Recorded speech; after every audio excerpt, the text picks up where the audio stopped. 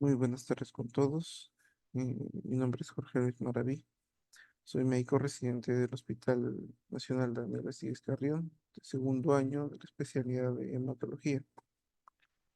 El día de hoy les voy a comentar acerca de lo que es el mieloma múltiple.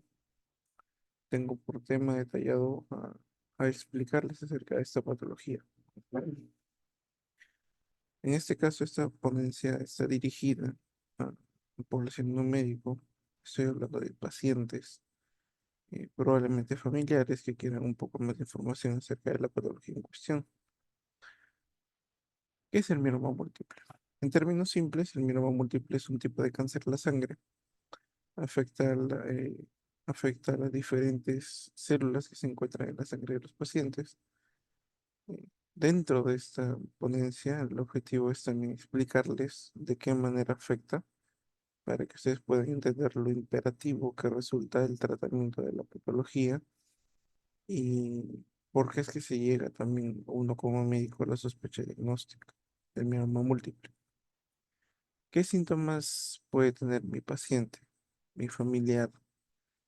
Dolor óseo, una de las principales alteraciones.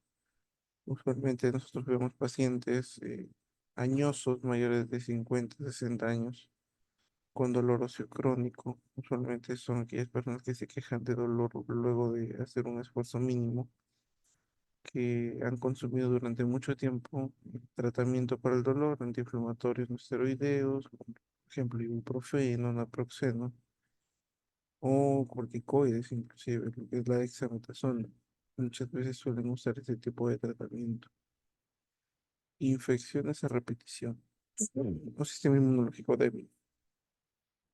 Usualmente hay personas, no sé si se habrán percatado en la familia, siempre hay alguien que suele enfermarse con mayor facilidad, probablemente una gripe, más de dos, tres veces al año, eh, diarreas también en una medida un poco más frecuente, entonces neumonías. Es uno de los principales diagnósticos por el cual estos pacientes pues ingresan por el servicio de emergencia.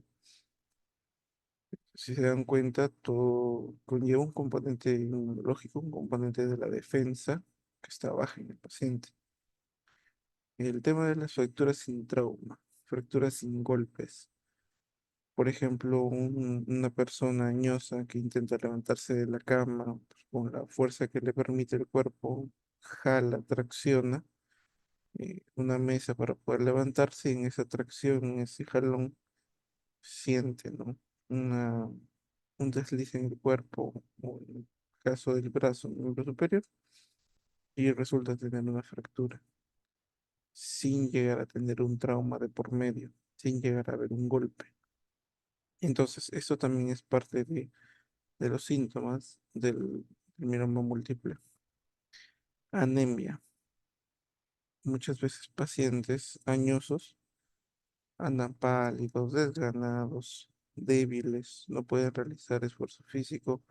Si antes podían apoyar en el tema de la cocina, por ejemplo, mucho se ve acá en nuestra realidad, adultos mayores que, en este caso madres, ¿no? Abuelas, que ayudan todavía en la función del hogar, en la cocina, en barrer, en limpiar, en planchar.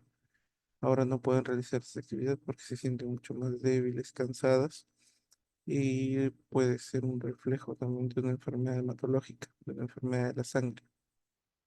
Fatiga, cansancio y sangrados.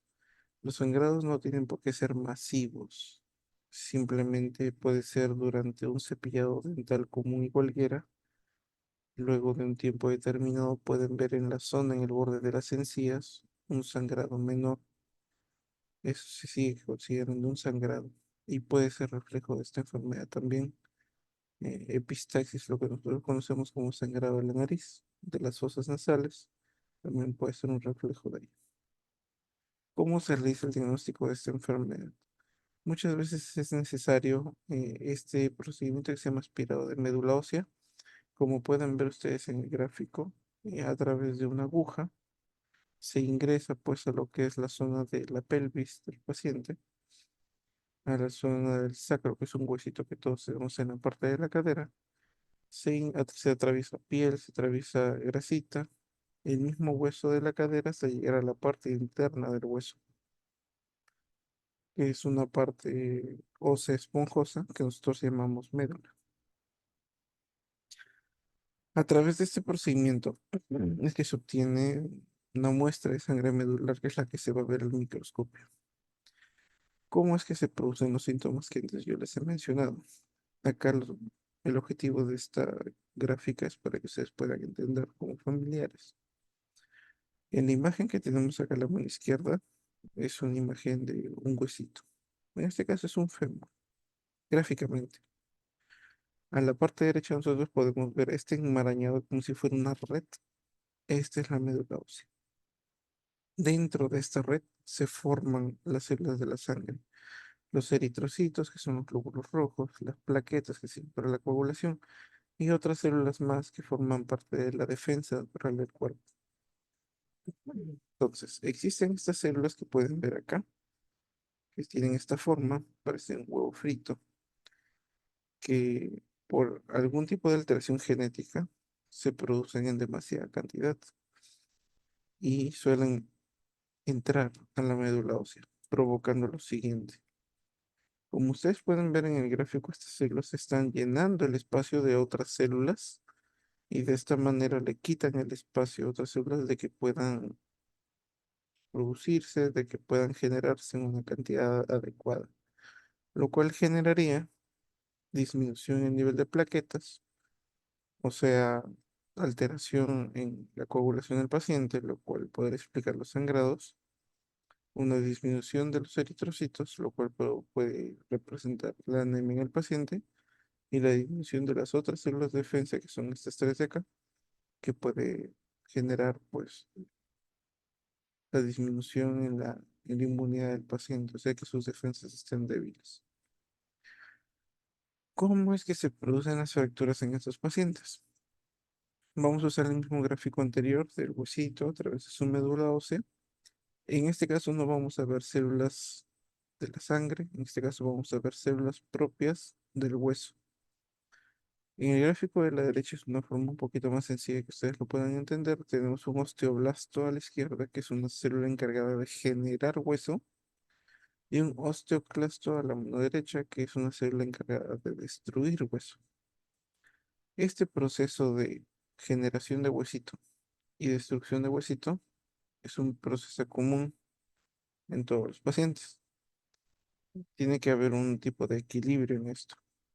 Sin embargo, en esta enfermedad existe una disminución de la actividad de esta célula, que es la que genera huesito, mientras que las células que destruyen huesito incrementan su actividad, generando este desbalance entre creación de huesito y destrucción de huesito.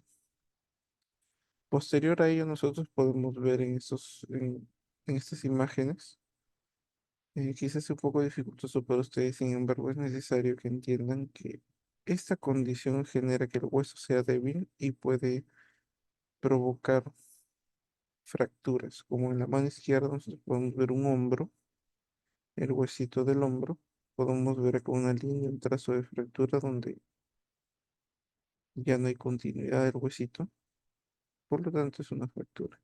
Y en la mano derecha tenemos una imagen de las vértebras de la columna. En cambio, esta vértebra ya tiene otra forma, otras características que nosotros como médicos nos hace sospechar de una fractura por aplastamiento, sin haber necesidad de un trauma o un golpe, como les había mencionado antes. Esta imagen es un poquito más gráfica. Nosotros podemos ver esta imagen es de un cráneo, el cual está como si fuese una galletita de soda. Está todo carcomido, como si tuvieras un pedazo de cartón o como si tuvieras un pedazo de madera todo apolillado. Esta es representación del mieloma múltiple, un mieloma múltiple muy severo. ¿Existe tratamiento? Claro que existe tratamiento. Sin embargo, es necesario que sepan que el mieloma múltiple no tiene cura. Sin embargo, se puede controlar mediante agentes quimioterápicos de alguna manera para que ustedes lo puedan entender. El esquema propuesto para los pacientes depende de diversos factores. ¿Qué factores el médico toma en cuenta para obtener o para proponer un esquema de tratamiento? Pues la edad del paciente. Pacientes mayores de 60 años no reciben tratamiento muy intenso, a diferencia que los menores de 60 años. Comorbilidades, como por ejemplo, estos pacientes, como saben, se presentan en edades un poquito más avanzadas, pueden venir con otras enfermedades de fondo, como diabetes, hipertensión, enfermedades reumatológicas, hipotiroidismo, etcétera, etcétera, etcétera, otras enfermedades. Nosotros también tomamos en cuenta qué enfermedades tiene el paciente para poder dar una propuesta de tratamiento. Y el estado general de salud del paciente, en base a su autonomía. ¿Qué tan autónomo es el paciente? Si realiza él sus propias actividades, si es que del diagnóstico del mioma múltiple ya era un paciente postrado, quizás. Muchas veces hay pacientitos que han tenido problemitas en lo que es la cabecita, sangrados en la cabecita, y esto condiciona que los pacientes estén pues, en cama durante mucho tiempo.